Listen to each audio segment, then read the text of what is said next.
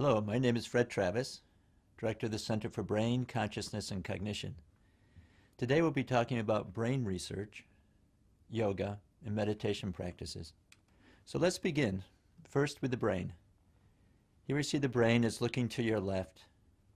The front part of the brain, called the prefrontal cortex, is the area of the brain that puts everything together. We simulate this by all the arrows going from different parts of the brain to the prefrontal cortex. Prefrontal cortex is just behind the forehead. And physically, all other parts of the brain send information to the prefrontal cortex.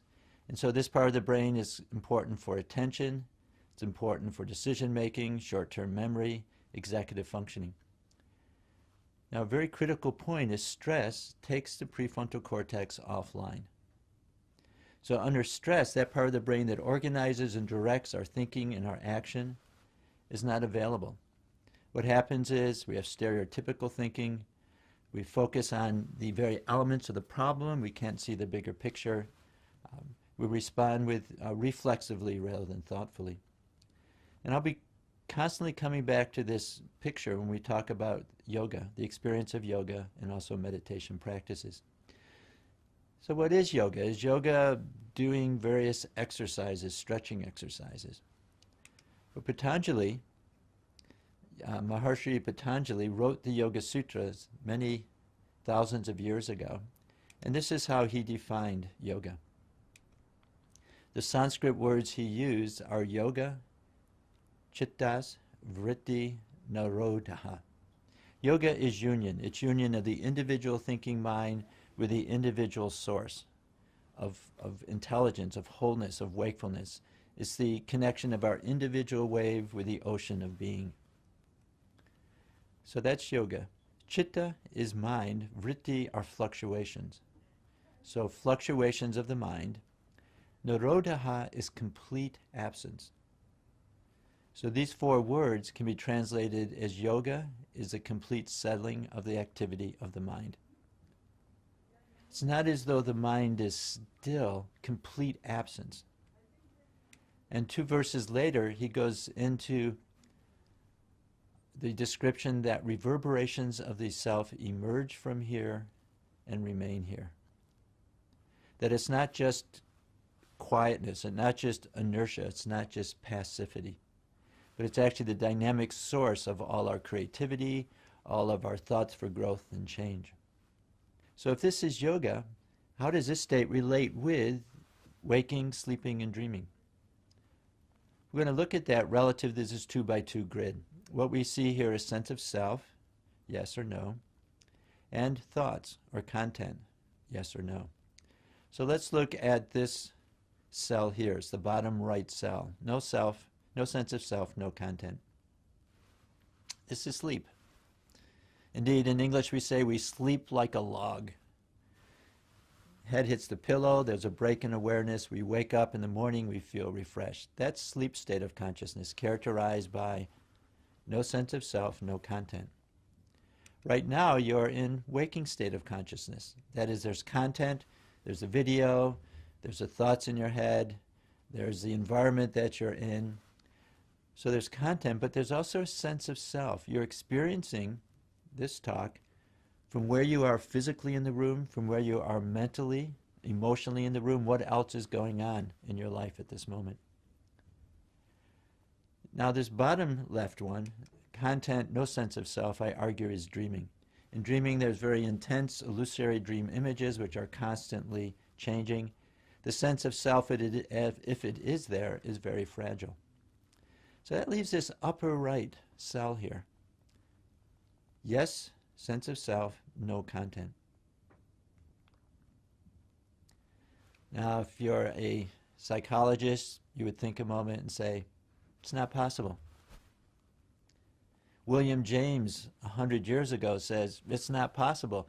William James is the father of American psychology. From his own deep insights into how his mind functioned, he wrote 2,000-page books called Principles of Psychology. And his insights are still the beginning of psychological thought today. He said, I look inside, I do not find an abiding state of consciousness. I find a changing stream of consciousness. he does not find just awareness itself. It's always awareness of things, and these things are always emerging and changing. And you may say, common sense, Dr. Travis, how can you be aware of yourself if you're not aware of this inner-outer dichotomy? If you're not aware of the fact that you're the experiencer, which is having that experience of sense of self. Now, if we think a moment, we can see that all of these objections are coming from the waking state of consciousness. In waking state, sense of self is there, content is there. They're intimately linked. They're never separate. But this experience of pure self-awareness is the state of yoga. It's a complete settling of the activity of the mind. So how do different meditation practices relate to this state of yoga? How prevalent is a state of yoga in different meditation practices? Now, to answer this question, we have to understand that meditations are not all the same. Indeed, 3 categories have been delineated to describe different meditation practices. And these are categories of mental processing. What are the mental processes used in those meditation practices? So we see here 3 categories. The first is focused attention. Focused attention is any meditation that keeps your attention on one experience. It could be on a specific thought. It could be on a specific emotion. It could be on a specific object, a picture. You could have your attention on some part of the brain, of the body. The key point is you restrict the mind to remain at that point of attention and not to move. Now we do this every day when we're studying. I have to focus on my reading. I have a test today. We know what that's like, where you just continue your attention on whatever you're doing, and every time it wanders, you bring it back. Whenever you're doing this, the type of brainwave you see is called gamma. It's a name for brainwaves that are very fast, from 20 times per second to 50 times per second. What you're seeing on the screen here is a box, and the box is 1 second long, and the rising and falling of the waves in that box is the number of times it's going per second. So this is gamma EEG. Gamma is created by interneurons. It's short-range connections. You're actually taking one piece of the experience out of the whole range of experience. And certain meditations report gamma EEG during their practice, and those are listed here. Zen, Qigong, compassion meditation, Vipassana. And this is Vipassana, where you're focusing on the breath. You keep the breath going. You keep the attention experiencing the breath going in and out. This is one category of meditations. And these keep one experience in mind. The second category, open monitoring, allow all experiences to pass through attention without manipulation, change, control, judgment. You just note it and you let it go. And then you take the next one, you note it and you let it go. Whenever you're following internal mental processing, the type of brainwave you see is called theta. It goes up and down 5 to 8 times per second. If you're thinking about your mental map, how you get from here back to your dorm room or to your house, and you're following different possible paths inside the mind, that's when you see theta activity. So in open monitoring meditations, where you are allowing the attention to move, but you just keep the attention on the changing experiences, it's very reasonable to see theta. Also, some meditations in this category report beta. Beta is about 20 times per second. It's not focused attention, but there is directing of the mind. Now, also what is seen in some meditations, this category, is alpha 2. Alpha 2 is the upper part of the alpha band. It's 11 and 12 cycles per second. And this is seen in idling. That is, brain modules are online. You're not using them, but you want them online so you can use them very quickly. For instance, if you close the eyes, in the back part of the brain where you process vision, you see this alpha 2. Because the eyes are now closed, all this information from the retina is no longer going to the back part of the brain. It's not being asked to process information, but the brain wants to keep those brain areas online. So as soon as you open your eyes, you see things immediately. Now, these frequency bands are reported during mindfulness meditation, Kriya Yoga.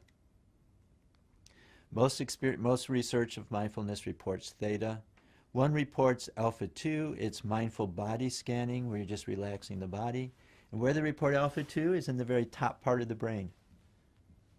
You have a body map up there.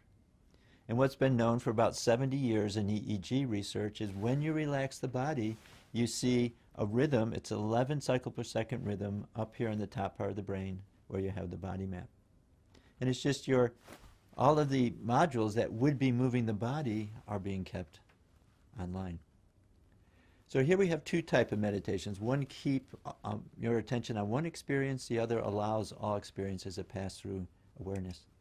This third category is automatic self-transcending. So it's any meditation that goes beyond the steps of the practice.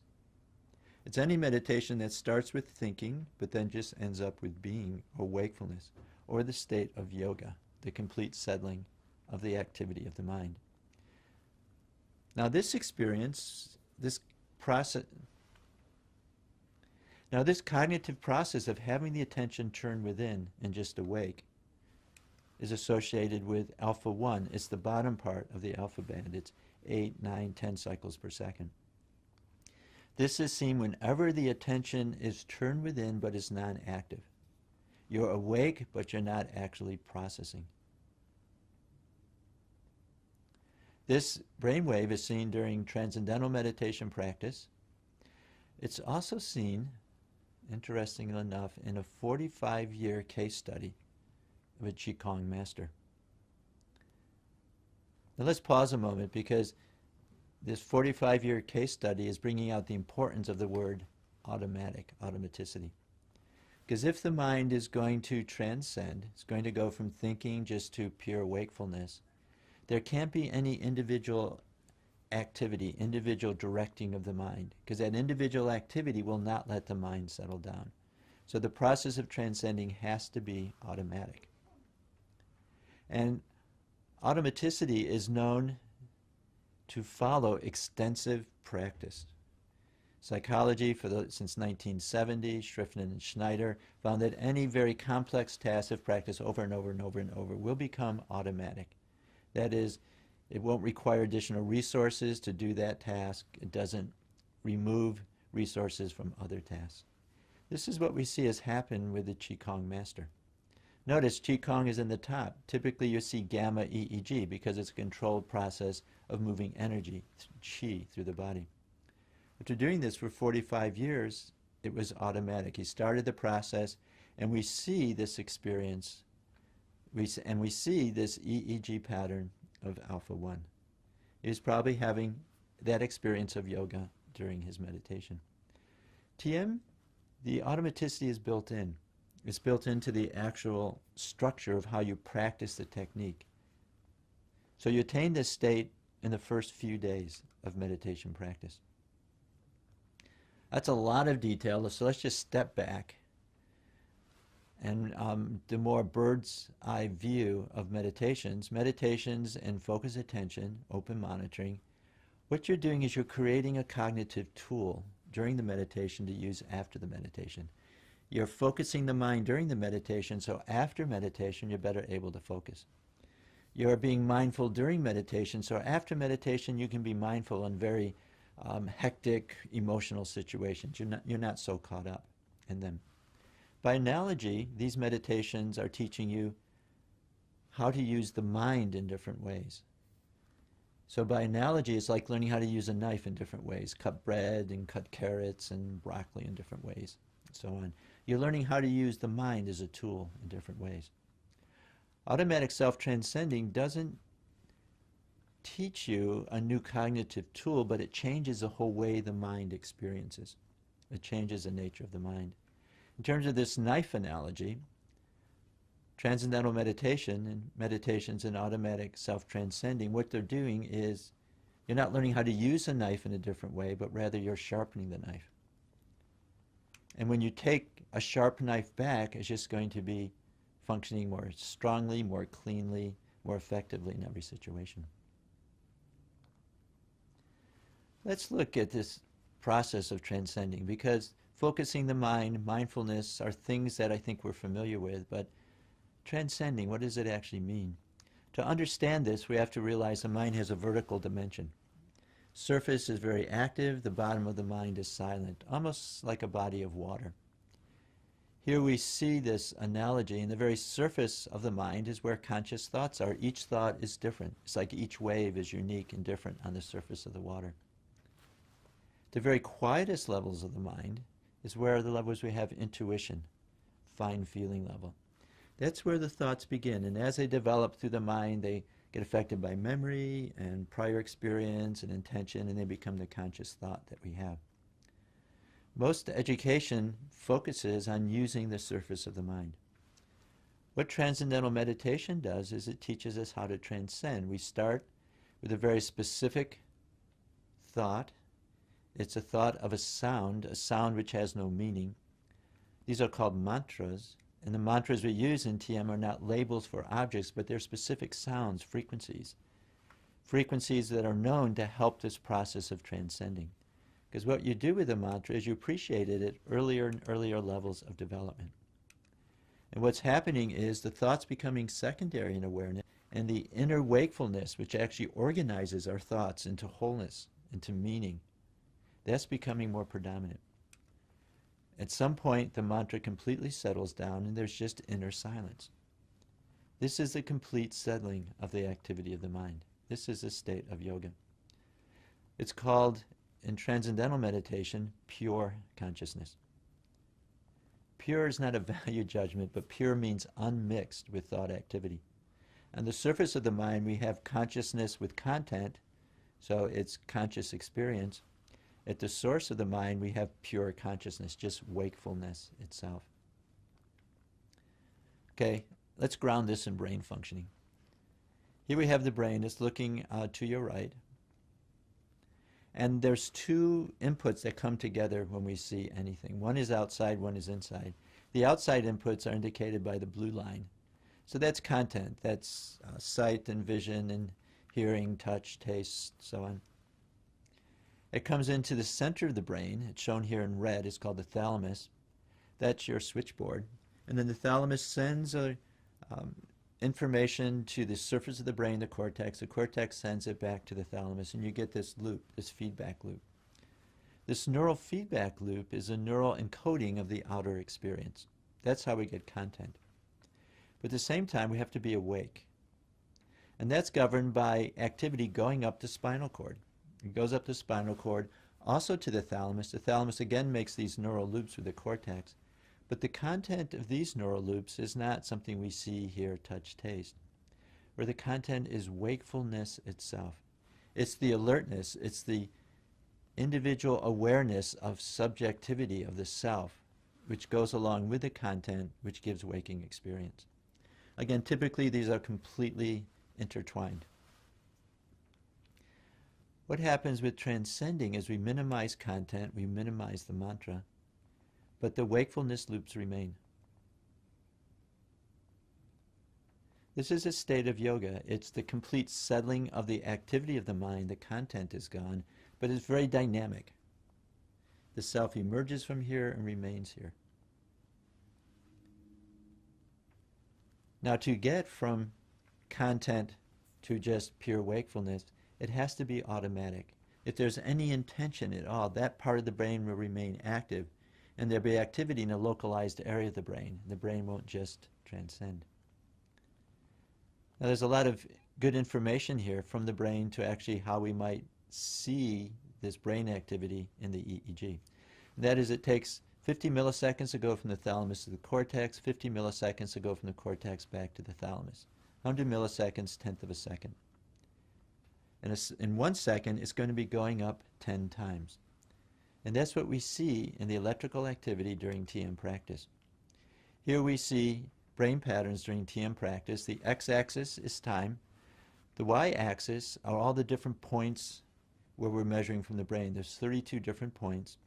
And the lines that you're seeing is the electrical activity during TM practice. Now, each column is 1 second. Let's look here. Notice First, the EEG patterns are similar. The lines of EEG are similar at all the different points of the brain. That's one thing to notice. Second, how fast is it? Well, let's count it. It's going up 1, 2, 3, 4, 5, 6, 7, 8, 9 times. This 9 cycle per second wave are just those wakefulness circuits, giving to the experience of pure wakefulness, state of yoga, the complete settling of the activity of the mind. You notice they're throughout the mind, that is, they're in all of the 32 leads, which are all over the scalp, because the brain's doing the same thing. It's in its ground state. It's just pure wakefulness. Okay, notice one other thing, and that is the EEG lines are going up and down together. You can measure this and quantify it, and it's called coherence. So we can see these brainwaves in another way, in terms of the amount of coherence in different frequency bands. And that's what we see here. We see 6 columns of heads. Each column is a different frequency band. On the far left is theta. So if you were practicing mindfulness meditation, you would see a lot of coherence in this frequency band, because the attention is turned within, you're following mental processing. The 2 on the far right are the frequency bands of beta and gamma. These are the fast frequency bands. These are the frequency bands of focus, control of the mind. If you were practicing compassion meditation, vipassana or Zen, you would see coherence in these frequency bands, because that's what the brain is doing. Notice the alpha 1 frequency. This is the 8 to 10 cycle per second. Notice the high coherence during TM practice. It's very high, especially in the front of the brain. We can see that in the top head, where we're looking at the top down. Also, the bottom head, where we're looking straight forward. Coherence is extremely high between all frequency bands. Also, we see it symmetrical, left to right, front to back. Now, what's the big deal with coherence? Well, commonsensically, we can see that if the brain has a similar electrical activity, it's probably functioning more as a whole. And that's what's seen when 2 areas of the brain waves are coherent. What it means is that those parts of the brain are involved in the same task. What we're seeing with TM, coherence over the whole brain, that the whole brain is in its wakeful state. So what we see in this next slide is the degree of coherence during TM practice, that's in the center, and how it correlates with other things outside of meditation, like creativity, more reasoning, grade point average, learning, emotional stability. We find that these abilities to have a more stable, global, cognitive orientation is correlated with having this stable, global EEG frequency during TM. We'll be looking at just some of the actual practical applications of that in a minute. First, I wanted to show you blood flow patterns during TM practice. So this brain is looking to your left. Blue means decreased blood flow, red means increased blood flow. This is TM practice versus eyes closed rest. So what we see happening during TM is there's decreased blood flow in the brainstem. Brainstem, it's your arousal center, breath rate, heart rate. It's what gets you revved up when you have to take care of an emergency. The lower blood flow in this part of the brain is supporting the experience of physical rest, of the mind being quiet. Remember, yoga is the complete settling of the activity of the mind. The mind is quiet. Look at the front of the brain. Remember, we started with prefrontal cortex. Notice blood flow is higher in this part of the brain. The part of the brain that's responsible for decision-making, attention, self-control, sense of self, impulse control. The whole executive processing which you do, this part of the brain, blood flow is higher. What this is giving rise to and supporting is the experience of alertness during TM practice. Again, it's not a passive state. It's not an inert state. It's highly dynamic. By analogy, it's like pulling an arrow back on the bow. When you pulled it back, the arrow is still. It's not moving. But it has huge potential for forward motion. This is what we do by taking the attention to the state of pure consciousness, the state of yoga, the state of complete settling of the activity of the mind. And what the benefits are is when you do that during meditation, that's what begins to creep into your daily life outside of meditation.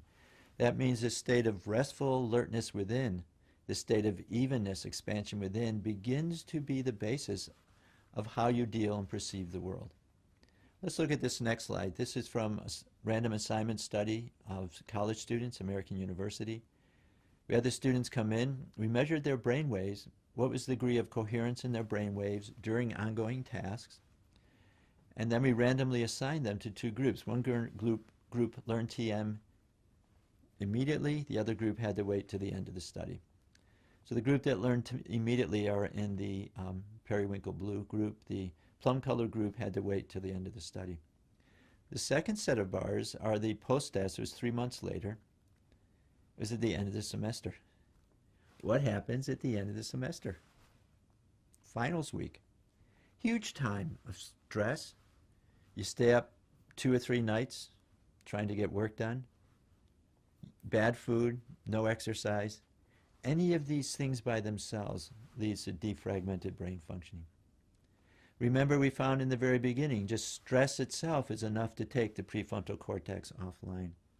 And that means a part of your brain that helps you integrate all the information that you've taken in from the semester, that's not available to you under high stress. It's also not available to you when you're tired, when you're exhausted. So let's look at the post-test. Here we see at post-test, the second set of bars, that those individuals who have been transcending throughout the semester, brain integration is high, significantly higher, even though they're in a very stressful, challenging, traumatic time. We see the control group, brain integration has gone down. That's the known effect of stress and fatigue on the brain. What we're seeing here is something very important. This is an important take-home. Why, at an experience of silence, complete settling of the activity of the mind, restful alertness, high brain coherence, frontal blood flow, why add this 20 minutes twice a day? The reason we do it is it allows us to deal with our challenges after meditation. It allows us to perceive things in a different way. You as if have a larger perspective. You're able to take the immediate situation, put it in context, and then deal with it. And what happens, life ceases to become a series of problems and becomes a series of challenges. I mean, things are going to happen. Fairy tales end, now you live happily ever after. That never happens in life. There's always something coming up. Transcending is giving you the perspective to make everything a challenge, everything an opportunity for you to display your ability to think and respond. This next slide is looking at this brain measure, brain integration, not in meditating populations, but people who don't meditate. The reason we did this is it's a so what question. So what you have higher brain integration? Yeah, so it helped the college students, but what's its really practical significance? And we thought higher brain integration means you're more in touch with inner resources. That's where you have intuition. That's where you have the fine feeling level. So you should be more successful. You should be able to come up with that creative problem-solving solution when it's needed. So we decided to look at successful people. This is work that I've done with Harold Harung. And first we looked at athletes, 66 athletes who participated in World Games, National Games. 33 of them finished in the top 10 for 3 seasons during their competitive career.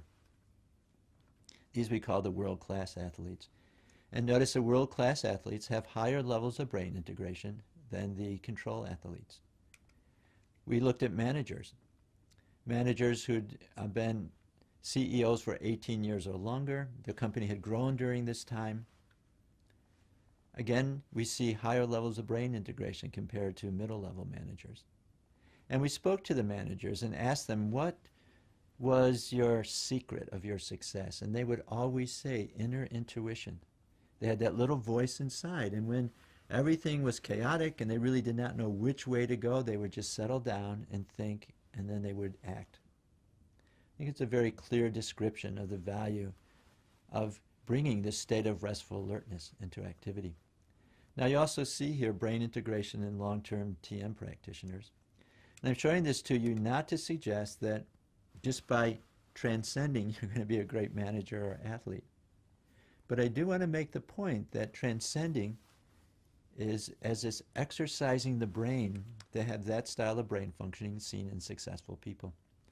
So adding this experience of transcending morning and afternoon is going to give you the edge in whatever area you're working in. I'd like to follow with 2 or 3 clinical studies to see the effect of how your brain integration, adding this state of restful alertness to your day. And we'll start with attention deficit hyperactive disorder. What we see here is a brain measure of attention deficit hyperactive disorder. It's one frequency theta over another frequency beta. And these are students, 10 to 14 years. They're in a special ed school, which is trying to help individuals with many type of learning disabilities. So we see a pretest. The individuals had very high levels on this measure of severity of ADHD. And then one group was randomly assigned to learn TM. The other group waited for 3 months. The TM group is the blue line. And we see at 3 months, their severity of ADHD has decreased, while the control group, the severity has actually increased a bit. That's the middle measure. That's the 3-month post-test. Now, we taught the control group TM, and so now everyone is practicing TM. 6-month post-test, we see the severity of ADHD has decreased in both groups, and the first group have been meditating for 6 months. Their measure is within normal limits. How is this happening? Well, ADHD is a lack of maturation of the rest of the brain with the front of the brain. If you're increasing blood flow to the front of the brain, increasing coherence, especially in the front of the brain, it's going to be helping that connection which is most needed in ADHD. Subjectively, what's happening is they're beginning to get a stable sense of self. They're beginning to be able to control impulses. They're being able to put their thoughts into larger perspective. This also, transcending also has powerful effects on individuals with post-traumatic stress disorder for a completely different reason. Here we see 5 studies which have looked at the effect of meditation practice on post-traumatic stress. The first 3 TM practice, the 4th one is loving kindness, the 5th one is mindfulness. Post-traumatic stress is the result of a single traumatic experience. It can also be continuous trauma, but can come from a single traumatic experience. And what it does, it turns on the fire alarm system in your brain, the amygdala. It's permanently stuck on. Because that experience is so horrendous, you never want it to happen again. And so you're always alert. Is it beginning to happen? Is this going to emerge? Is this going to happen again? You're hypervigilant. Because of that, you can't go to sleep. Your emotions are constantly jittering. So what you have to do is hold down your emotions. You end up being emotionally numb. This affects relationships. Relationships become rocky. Friendships become rocky. So it's very much of a downward spiral.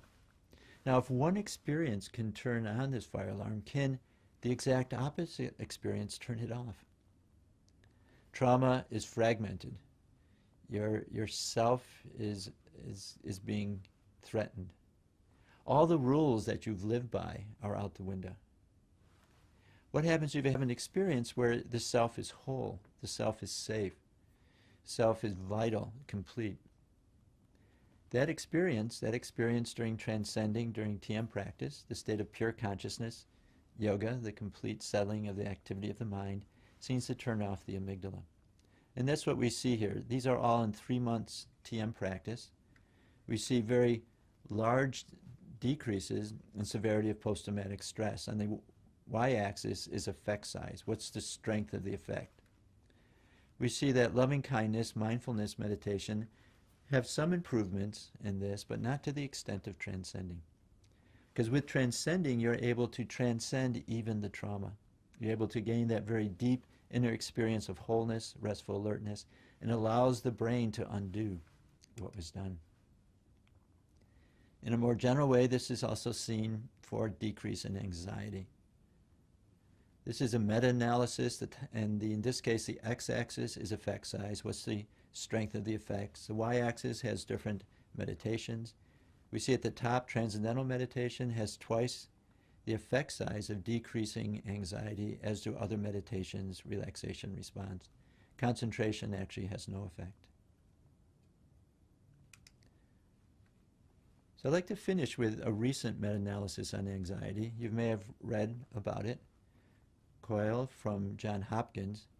He took all of the clinical studies of mindfulness and of transcendental meditation. He compared their effect size. And so the first three bars, the first bar is the effect of 8 weeks, mindfulness-based stress reduction. The middle bar is 3 months later. And the tiny bar there is TM. Now, it's interesting. It's not the same pattern as we saw before. So let's dive a little deeper into the study. What he did is he wanted random assignment clinical trials of anxiety. Because there haven't been any specifically on anxiety, he took 3 that looked at blood pressure, and anxiety was also measured. So anxiety is a secondary measure. And when you look at the data, you find out that these individuals had low levels of anxiety to begin with. So it's a floor effect. They didn't have much place to move. The fourth bar there is a study on anxiety, a meta-analysis on anxiety, published in the same year, 2014. This is using all 16 studies, random assignment studies, that have looked at decreases in anxiety. And what we're seeing is a very powerful effect. It's effect size of over 6 compared to the effect size of about 0.4. This more closely measures what we saw in this earlier study. We see most meditations have an effect of about 0.4. It's about the same as placebo. Where with TM, it's dramatically different. Why? It's because you're changing how you're seeing the world. That sense of self, that screen upon which everything is falling, is changing. You're adding a new stable sense of self, so you're able to deal with things in a more effective way. So this is the bottom line. The experience of restful alertness during TM practice gives a new basis for success and happiness in life. I urge you to look into transcendental meditation for yourself and for your patients. Thank you very much.